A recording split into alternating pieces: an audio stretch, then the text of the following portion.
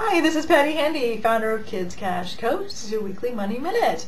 Last week we talked about the allocation of funds for our kids. I've mentioned last week that I've had parents come up to me and ask me my opinion on what portion of their kids' and teens' money should go where, saving versus spending and whatnot. And I discussed the 12 to 16-year-old group, and this week I'm going to go ahead and cover the 16 and older group. Typically 16 and older kids obviously have other expenses such as cars and whatnot that the younger group doesn't have. So their allocation of funds will be a little bit different. So let's go ahead and get started. For the kids 16 and older, I recommend that 50% of their income goes to their needs. And that is car payment, car insurance, car maintenance, gas, cell phone payment, any other obligations that they have, if they have rent or anything of that nature. So 50% goes to their needs. 30% of their income would go to wants.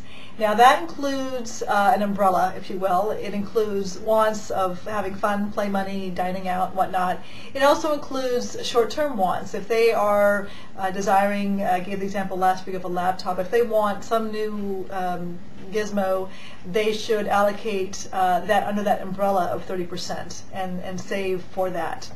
The 10%, other 10% would go to long-term savings. That's money for their future home, investing in the stock market, college, or just having money in the bank. A good 10% would go for that. Long-term savings, they just don't touch it.